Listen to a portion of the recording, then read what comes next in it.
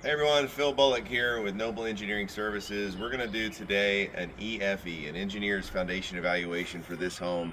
This home was built in the 1960s in the Houston area, and the client is concerned about foundation. One of the obvious things that we're going to try to tackle today is the zip level. We're going to kind of show you how to use that, but also we're going to show you how to use our app. And so the two combined, hopefully we'll be able to mesh this video up. You'll be able to see either my phone on one side and me on the other, so that you can get a real good perspective of how an actual person comes in, does an EFE evaluation from start to finish, from all the informational sections to the visuals to the actual zip level stuff. So to start, on my phone, I'm going to add a sample inspection, and I've added that already here. And I'm going to go ahead and add the engineer's foundation evaluation, so by clicking that. Now you'll see here that the EFE in my screen, it doesn't have an inspection date. I'm going to add that, and the price will be auto-filled for your company there, so no issues there.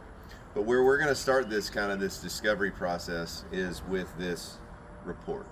So what will come up is the report. Now this is our template for the EFE, and this walks you through three main categories, which is details about the property, just generic information about the property, the structural systems, which is going to be limited. Structural systems is limited to foundation elements only.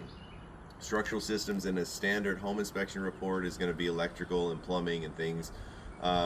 We don't have any of that stuff. We're going to have visual structural elements, doors, windows, foundation, obviously, walk you through that, and then you've got the elevation plot, which is the actual plotting of the home. This is a small home. This is a great home to do something on because we kind of know there's foundation concerns already. You can actually feel the problem in the home. There's also some step downs and step ups, so we're going to show you how to use the flooring difference factor. But we literally are going to go from the very beginning, me standing on the property, my zip level is in here, to showing you exactly how we're going to do this. So first I'm going to start in the template. I'm going to start with project details. Client name, test client. Agent, test agent. Inspector, you're going to type your inspector name. Bill Bullock is me. And no one's in attendance at this inspection. Now this is a 1960 some home. So I'm going to type 1960 square feet. I don't remember. It's probably 1,250 square feet. A single family attached and a traditional, ranch style build. Occupancy, this is a vacant home today. You can do this with any type of occupancy. And, it's clear and it is 70. That's why we're out here doing this today. We take advantage of this time. Now, foundation type is important. We have a sheet that will show you different foundation types. Most of the homes in the Houston area are going to be slab. Sometimes you'll have multiple slabs if there's been add-ons. And sometimes you'll get, like in the Heights area of Houston, like a pier and beam home. We have all kinds of different types of additional foundations that we do around the whole U.S. So we see basement type foundations, obviously the pier and beam, but we've got micro piles, there's all kinds of options in here. This is a standard slab on grade home. I don't see evidence of post tension. So is there evidence of post tension? No post tension, so slab on grade. And for secondary foundation, we're going to put none. The owner is not here. We ask that you briefly interview the owner or the occupant if they do live in the home and they've occupied it and they may know about foundation concerns. If they're not here, we're not asking that you pull them, but if you do be able to get them on the phone to discuss it, let us know what it is. So we're going to answer owner, occupant not available for discussion, and then we're going to click back. Now, let's briefly talk about the structural systems. There's two ways to report the structural problems with this home. The visuals. One is that you give us your home inspection report. That is probably what 90% of our partners do because those services, our foundation services, are sold alongside a standard home inspection. If you do that, then your home inspection stands as the visual condition assessment for the house, and that's great. We're going to take your condition assessment and you're not going to have to repeat it in our app. And so that's the first question. It says, how are you going to provide us the visual assessment? And for that, you would answer, provide in a property inspection report. And then you're done with this section. But I'm going to just go around right here and point out a few visual condition deficiencies for us just to talk from. This goal of this video is to not teach you how to be a home inspector or a partner understanding structural foundation issues. If you want more information on that, you can certainly reach out to us and we can provide you some resources. But we're kind of trusting that the home inspector, you or the partner rather, is knowledgeable on visual foundation issues and can in fact report to us the concerns that they have. If that's not the case and you don't feel proficient about giving us the visual information about this home, then again, please reach out, because we want to make sure that you have the right training, and we trust that you do as a home inspector with the various licenses that you do have. As we enter this home, Jake, let's just walk this home real quick. I'm not gonna walk the entire home like I would a home inspector. A home inspector is gonna spend a good minute on the front, a minute on the side. You know, we're not gonna do all that. But as we walk the home, we're gonna see that we've clearly got sheetrock cracking, patching up here. Issues of cracking, sheetrock is common. The flooring's been replaced, so there's not gonna be a lot of flooring concerns. We've got windows that Jake already pointed out just don't open very well. Single pane windows, of course, but generally they don't open. But also you can just feel the foundation concern in this house. And so as you walk the home, you can kind of feel it sloping to the side. What we would do is step back, take a picture of this, obviously showcase the sloping. A lot of the moldings and the trim work have been replaced. The quality of such replacement is certainly a cosmetic issue, but there are a lot of foundation related concerns if you just walk the house and look around. If we walk outside real quick, you'll see that there's cracking in the brickwork. Step cracking, we're going to report all of that. We've got cracking, I don't know if Jake can show it up here. We've got cracking here. We're gonna report all of this. Again, I'm not gonna spend the hour or so required to report all of the visual condition assessment information. But if I get out my app and I look at this, then I see that there is various areas for reporting all of this stuff. And you should become familiar with where this stuff lies. General is gonna be just general information about the foundation, and then it gets right into foundation cracks, grading and drainage issues, like we said, wall and ceiling related issues, doors and windows, and then specialty things like basements and crawl spaces and things like that. After you're done with the structural information, you're going to move on to the elevation plot. Elevation plot is the meat of our analysis, because you're typically here to perform a visual assessment as a home inspector and a partner. The zip level device is what we're going to do next, which is really gives us a big clue as to what specifically is up with the foundation leveling of the house. We already know we have concerns, we already know we have problems, and so now I'm going to just go through some of the tips and tricks. I'm going to go through how to scan, what you're going to be looking for and looking at, where to put the base station, what that means, and all of the little things around this device, the zip level. I've been using a zip level for, I don't know, like 4 or 5 years. It's a great tool to use for other things. It's not just a tool for engineers and people evaluating the foundation. Zip levels can be used in a lot of ways. Some people can use them for even grading and drainage related stuff outside. You can plot a grid. We use a zip level if you want to put it around the pool to see the water surface elevation of the pool and whether it matches where it should be. We use it for beams. If you have a beam up top, you can look at deflection information about the beam and see if it's actually deflecting. And so there's a lot of information that can be gathered from this tool. The first thing you want to do with this tool is you want to pull all the cable out. The reason you do that is because there's tension, pressure rather, that's built up in the cable. You do not have to pull it all out, but if you don't pull it all out and you start to scan and you don't have enough cable, then you can't midway pull more out. That's a big problem because there's pressure again built up, and when you zero this out, you're zeroing it out in this condition.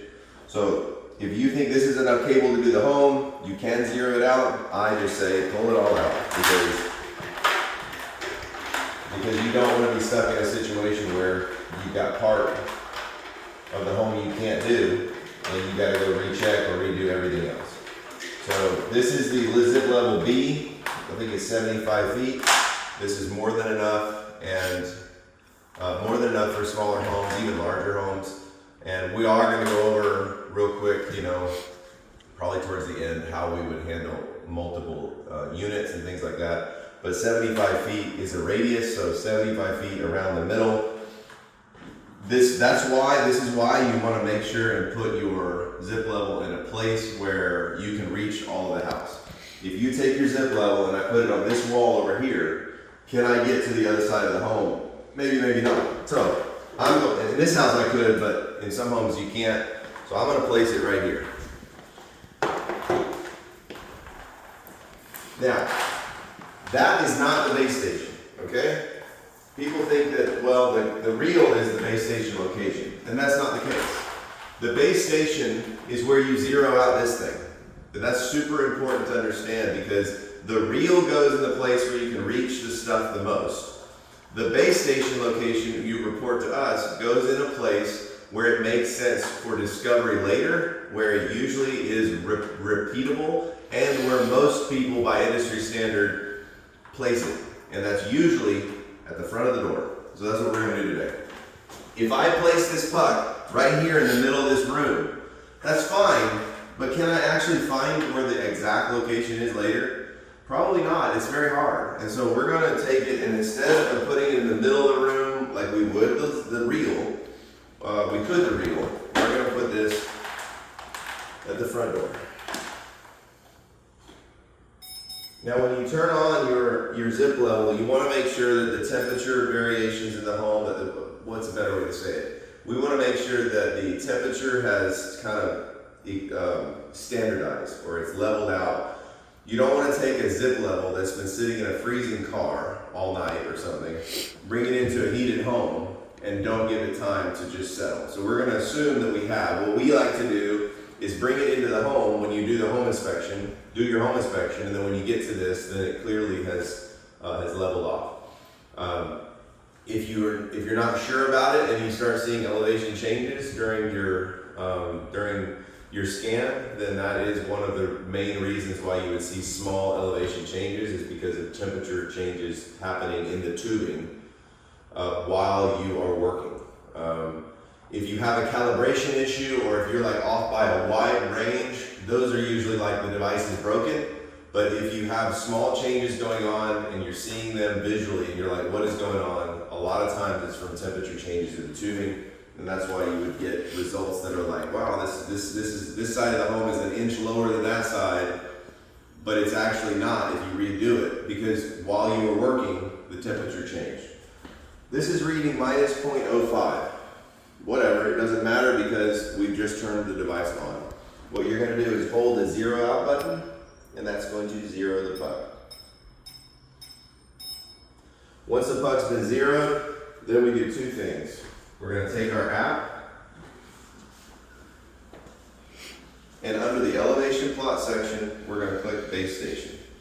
Now, we want to know where you put the base station, just so we kind of know on the floor plan where it's located. And we give you two options that are most common. Middle of the entry door, which we've got, or middle of the back door, which a lot of times we do it at the back door because that is a common place for a very consistent middle of the house. This is middle of the entry door, check. And then we're going to always take two pictures of every measurement. So every single picture gets two photos. The measurement photo is a picture of the actual puck measurement. We do not want you typing in minus 0.5, minus 0.2. Instead, we want you to look at the puck and take us a picture, and we will read it for you. So this is asking for the first measurement photo for the base station. I'm going to click camera, click down to the puck, 0, 0, check. And then I'm going to go back up and click the location photo, zoom down. I usually go with a 0.5 zoom.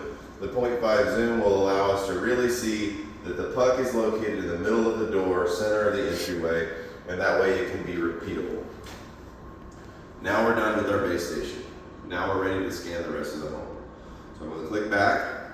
Now, the app is set up for a traditional home of this size that has one living room, one kitchen, 2 bedrooms. You know, it's got the normal home. You know, that's pretty typical, but it's not always the case, and you will have to add rooms and delete rooms as you move along in this space. The first room, it says, is entry. We don't really have an entry room. If you wanted this to be an entry room, you could certainly maybe replicate this specific base station photo again. That's probably too much, or you could maybe kick the puck over to here and do that as like the entry space. But because we don't have an entry room, let's just count this as the living room. The goal being to gather a grid around the home. So before I go into rooms, let me talk a little bit about the grid-based system that we're trying to accomplish. This is not follow this template to a very specific T. This template is set up to follow 80% of the way. The rest of the way is going to be at the discretion of the inspector, and the inspector's discretion is very important in determining how can the engineer get a best grid of this floor plan. So for this is a living room. It's a pretty small living room. We asked 5 points for a living room. You'll notice in the app I'm going to show you, that's probably sufficient for this living room and for this space. If you walk into a mansion and the living room is twice this big, then you need to give us more points. The average goal is to get a point every 15 or 20 feet on a grid of the home. And by doing the specific locations that we specify in the app, you generally accomplish that goal, but not always. Sometimes the rooms are overly large, they're overly long, they're oddly shaped, or we're asking for a point that's not in the corner of a foundation, which I'm going to discuss a little bit about, like kitchen nooks and things, which happen quite frequently. So I'm actually going to delete the entry because I don't want it. So I'm going to delete the entry room, and I'm going to move to living room. So living room is the first question and the hardest question to answer about any of these rooms is the flooring difference factor. The goal of the flooring difference factor is to showcase a difference in flooring elevation, not necessarily just material type, but difference in elevation. If you walk through a threshold like this, I'm changing flooring types, and in this case you won't be able to see it in the video, but I'm changing elevations also. I'm changing elevations by probably about 0.25 inches for this flooring type. Over here is a big one. I'm going from this flooring type to concrete, and I'm stepping down at least 8 inches. We have to know this threshold difference from room to room as you progress throughout the home. If we don't know that, then we can't take the flooring difference factor, or the flooring material type, into consideration whatsoever. You could get thick tile that's 1 inch thick or something in here, and that's not a good representation of where the foundation lies. So to basically subtract out all the flooring types, we call on you we call for you to type in the flooring difference factor for us in every room, and I'm going to show you how to do that. So in the first room that you come to, the flooring difference factor is same elevation. It always is.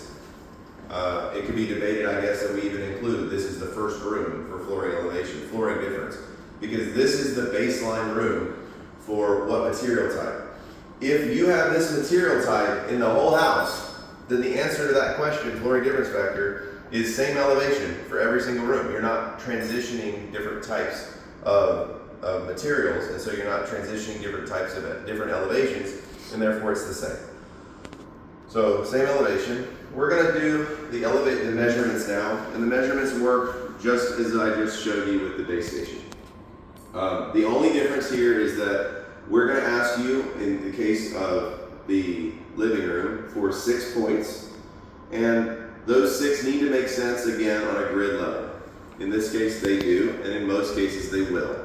But the location information for each of these points is based on sitting in the front of the home and looking at the front. So if I'm standing out the front door and I'm looking at this house, the left is here, the right is here, the front is here, and the back is over there. So in the living room, same thing. The front left is going to be this corner over here. Now I don't know if your video is going to be switched or whatever, but just know that when you're standing and looking at the front of the home, and this is how home inspectors typically do it, if you're going to annotate a photo, if you're going to do any location information, front left is going to be the front of the house, and the left side as you look at the house. So we're going to start, it says with back left, so we're going to take our puck over. This is the back left of the living room. place our puck. We're going to take a photo of the measurement. And we're going to step back and take a picture of the location. Again, typically zooming to about half. Then we're going to go to the back left, back right. Back right is over here. And we'll take a picture of the measurement. The zip level will give an audible beep. Sometimes they don't, and some other devices do not, but you want to make sure that it's leveled out and it's not moving. It will slowly change. This one has obviously gotten there. Check. And we're going to take a location photo. Check. Again, the goal of the location photo is to locate this door in here. There was a window here, because things that are on the floor plan we can see, and then we can take them and we can physically attach them to the right location of the floor plan. Front left. Now we already have a base station photo, so to add some value, we may just kind of kick this in a little bit. Front left. Sorry. You get to see us mess up in real time. Front left is over here.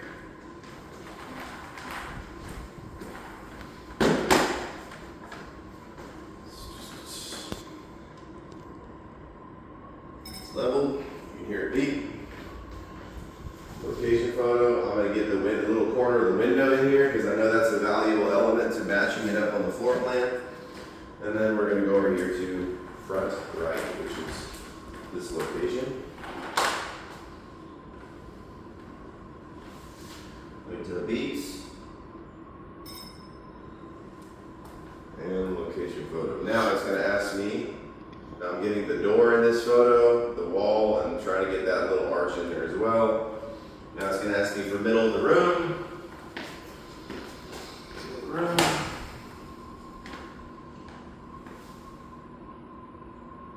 Wait for it to beep. And take a picture of the middle of the room. If you can locate it on a specific tile, in this case the blending is so well that it's really hard to see where it's actually located, but if you have physical tiles, you can locate it right in the middle of the tile. That way someone could count 1, 2, 3, 4, 5. They can see the exact tile that it was sitting on before. The goal of this is to memorialize the exact location you put the puck, because by kicking it over a foot, you could be off another quarter of an inch. And so we want to be able to replicate these results exactly. The last question is front of fireplace. Well, this doesn't have a fireplace. And so we're going to delete that point. We don't need it. Now again, this is a huge room. We would continue. I would hit add a measurement. I'd take another measurement. Back middle, back left, front of the, you're going to describe where you put it, and that's fine. As long as we can locate it on the floor plan and see it visually in a photo, then it's going to be okay, perfect. Now, notes for living room. I might put a note. Front door was also near base station. You're going to give us everything we need to make sure that we kind of understand what your thought process was in here. So, deleted entry, we're on the living room, kitchen and nook. Now, here's where we go through a flooring difference factor. Perfect. So, click on kitchen and nook. Flooring difference factor is different elevation. It's going to ask for 3 photos. Now, that sounds like a lot, but it's not, because you go through them quick. The flooring difference factor photos are top, bottom, and location. Location being the same kind of photos you took before. Top is right here. Wait for it to beep.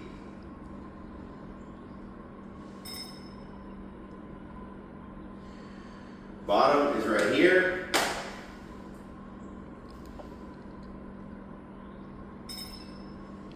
And you'll notice that that is a 0.27 difference in flooring, which is something that has to be done. And then we're going to take a picture of the threshold, the location. Perfect. That's accomplished the flooring difference factor. Now we're going to do the kitchen. The kitchen points are a lot different than the living room. In the living room we said back left, back right. That's because living rooms are traditionally rectangular and we can capture them that way. Kitchen's usually a lot different. It's usually an odd-shaped room. And so instead of traditional measurements, we like to shoot measurements here that are in front of things. So this says front of fridge. Get the photo. Get the location. Front of fridge. Front of range.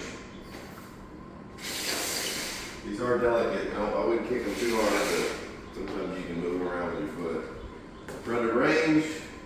Wait for it to level out. And location of range. Front of sink.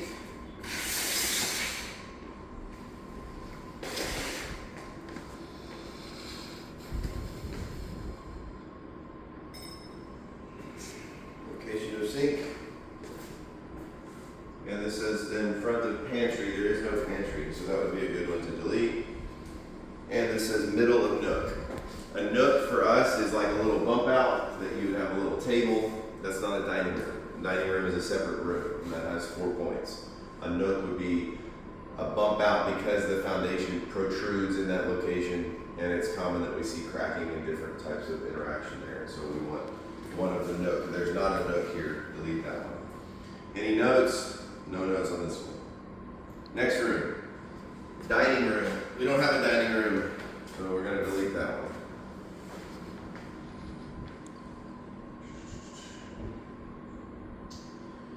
All right, now let's go to the garage real quick. Because we're right here, we're going to scroll down. Instead of going to the boring area of the home where there's a lot of repeats, we'll go to the garage and the owner is walking up, or just the client. You can just keep playing it, Jake. Did you pause it? I haven't. Okay, so are we ready? Mm-hmm. Okay, so we just had an interaction with the client. Let them know that we're taking a video, so they are good to go. Sorry about that. Let's go to the garage. The garage area is a room. The garage is a room, and this isn't a garage. This is a laundry room. So we're actually going to treat this just like we would a normal home, with a step down.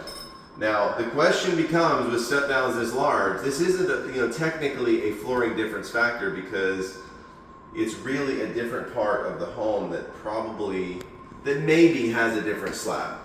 So this gets into the complications of how you report this. Because this is a converted area, we probably would like you to make a note that this is a converted area and that the elevations drop down is right here. But I can tell based on my knowledge of how these homes were constructed traditionally, that this is a monolithic slab, but it's got a bump down and it's got this ridge basically where you can put the washer dryer in the back.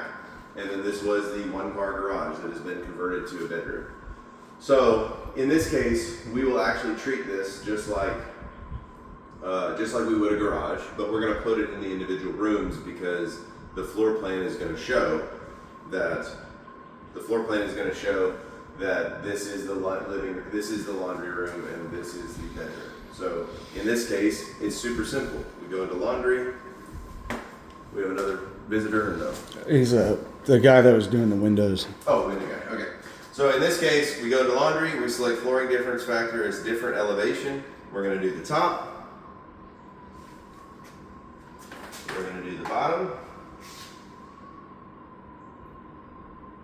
And guess what? We get a minus 5.1. That's normal. And in fact, we're going to see that. We're going to know that there's something going on here. I mean, there's so many clues that's going to show us, the engineer, how to handle this issue.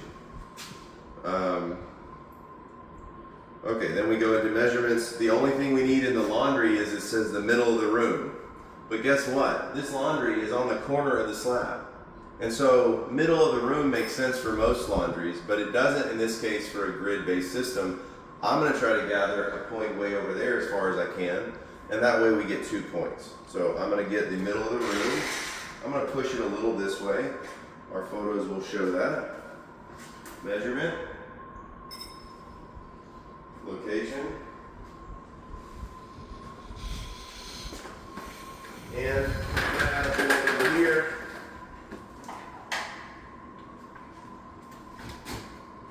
And I actually have to keep it off of the bump up there. So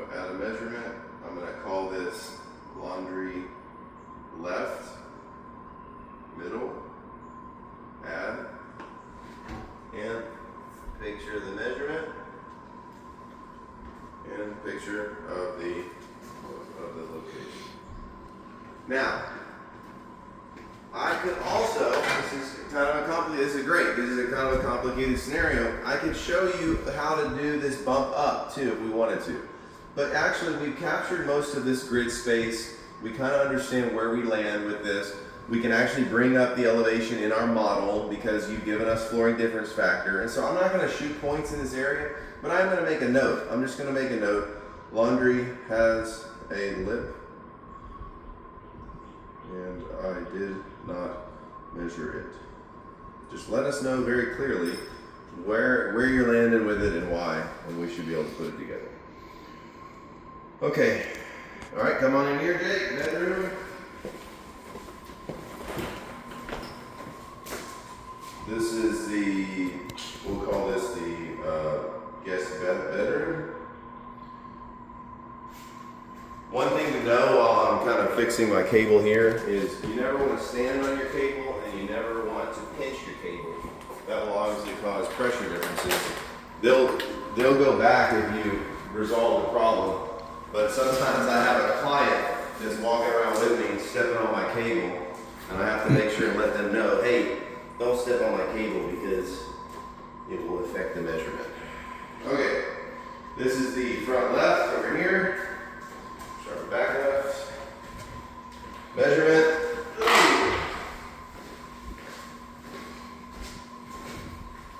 And again, we would expect what? -6 something? Yep. Location. Perfect. Back to left, back right. Over here.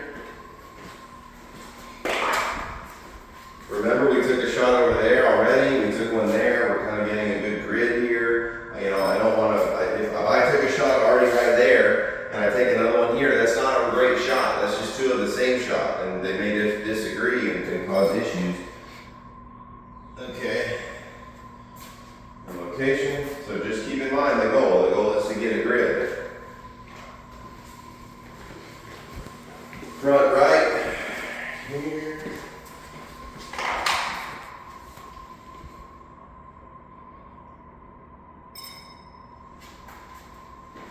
Location. Some of you guys use a pole. There's a pole thing that connects to the bottom of this right here. And the pole is fine. What we do is we'll put the pole on here, take a picture like this, and then if you want to lean the pole up like that with the point where it was, where the actual location measurement was, we're not going to use the measurement in the location photo. So you can then just lean the pole where you want to show us where you took the point. Because some people don't like to bend down all the time. Okay, I can tell this is also this kind of a sloped garage and maybe sloping to the front like a traditional. I don't think so. I think it's actually a slab related issue. My measurements will confirm. New location. Okay. So now I've done, I don't know, 30% of the home. And guess what I'm going to do? I'm going to take this thing back to the front door, and I'm going to make sure that I'm still at 0.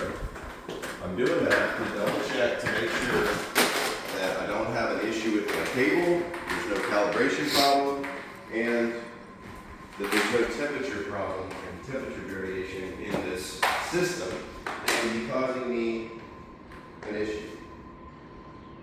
Sometimes, you know, within 0.1 is fine. Even if you zero it out, what you'll find is that when you zero it out, it will fluctuate between -0.1, 0.1. I mean, sometimes even the 0 is very sensitive, and so that's okay.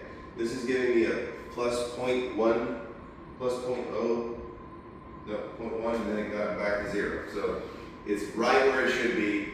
The calibration of this is perfect. There's no temperature problems. All that stuff that we did over there is good. We can now move on to the rest of the house. Okay. Now for a hallway. Hallways are odd. They're odd-shaped rooms, and we don't include them in the standard list of rooms. And so I'm going to hit Add Room, and I'm going to hit. I could hit Large Hallway. That probably would give me 4 points by default. I could also do Room Small 2 points. I think I'll do that. I'll do Room Small 2 points. And it's going to add it right here. rename it. I'm going to come up here, rename it, and we're going to name it hall.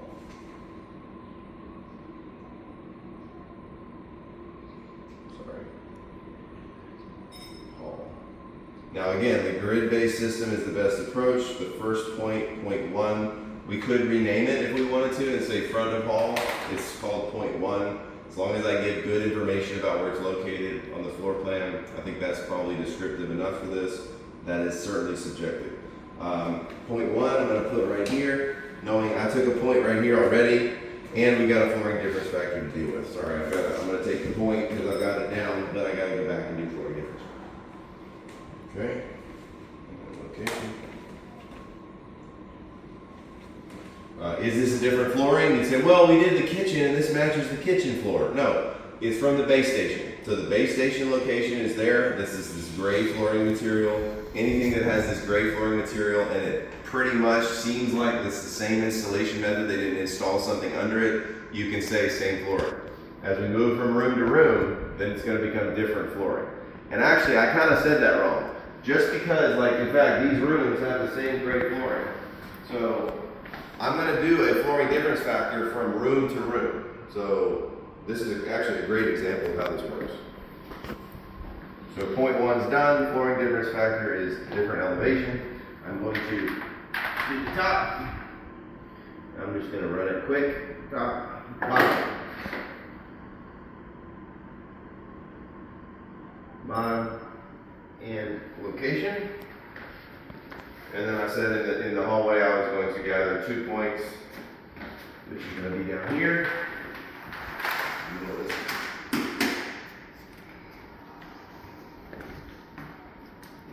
Sorry, you can do location photo first if you want. Some people prefer to do that as the devices become equal or leveling off to a certain elevation. And we're good. Okay, hall is done. Next, we go to the bedrooms. Now, oh, here's a little closet. Do we do the closet? Well, again, this is an art form. It's the same elevation, same flooring as this point. It's really, really small. We have a point here, we have a point there, we have a point over here and here. We're not going to do this closet. This bathroom. Are we going to do the bathroom? Of course. But are we going to gather every point in this bathroom? No. This point asks for front of sink, front of toilet, front of shower. For this tiny bathroom, those would be like within 6 inches of each other. And so I'm going to do one at the back, I'm going to do one at the front, and then I'm going to say that's a good grid. For this bedroom,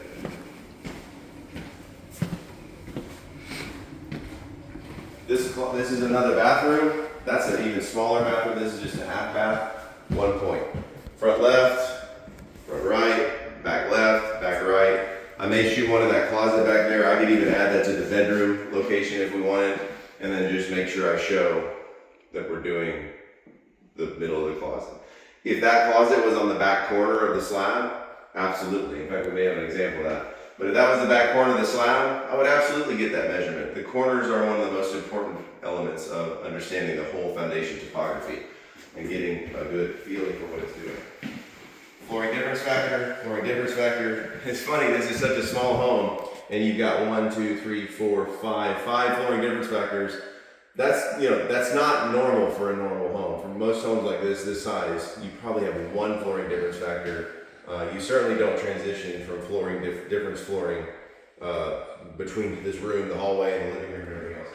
This room, I'm not going to get this closet. Front right, back left. I'm obviously skipping some things here to make it go quicker. Another bedroom here.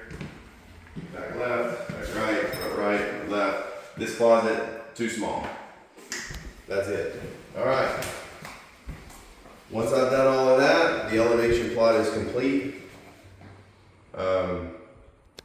There are some rooms that have special questions, and those are like the garage. Like we want to know, is the garage sloping? We also want to know, like with, what's another example? Oh, like the bathroom rooms will have, is it a half bath or is it a full bath? We may ask you a few other questions about individual rooms just to make sure that we can locate it. One of the hardest things and one of the reasons that we make mistakes sometimes we found is that rooms are identical and they're hard to locate the points or determine which room was which room. So if you go into a Jack and Jill setup and you have a bedroom on the left and a bedroom on the right, and you're taking close-up location photos, sometimes we're like, based on just baseboard and flooring and wall color, we can't tell which is room which, especially if the windows are in the same orientation. So that's one thing to note too, is that just make sure if you need to make a special note, take a special picture, please do that, because that will help us to locate the photo with the floor plan, put it in the right place so that in the topography it all aligns. A few other things. When you're gathering points, just know that if you have a wall like this and you're gathering back left and then you're gathering back right, that those two photos are within 6 inches of each other.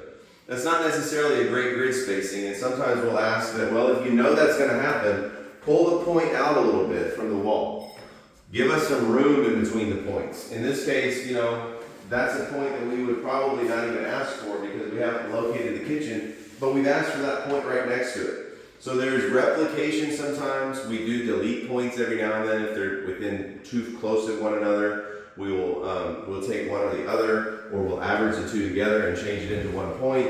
There are certain things that we kind of have an artistic flavor for, knowing what you kind of go through in the realistic nature of capturing all the points in the home. With that, that's the end.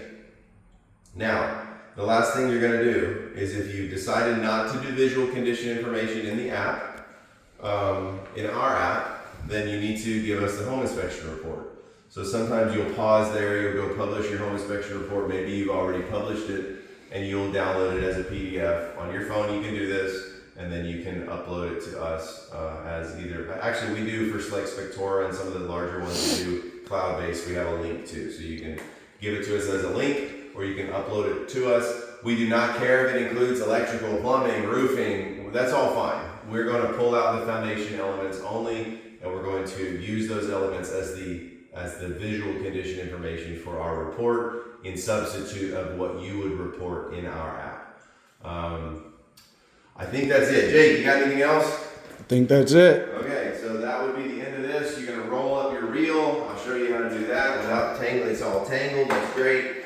Roll it up. What I do is I tilt it back and forth as I roll, and then I'll sometimes just pause and untangle it. You don't want to store your zip level in a freezing car. You want to make sure that this device is kept in an area where obviously people can't steal it, but where you don't have great temperature variations, because it is a very sensitive device. Other than that, I think we've covered all of our bases. Look forward to the next video. Thanks.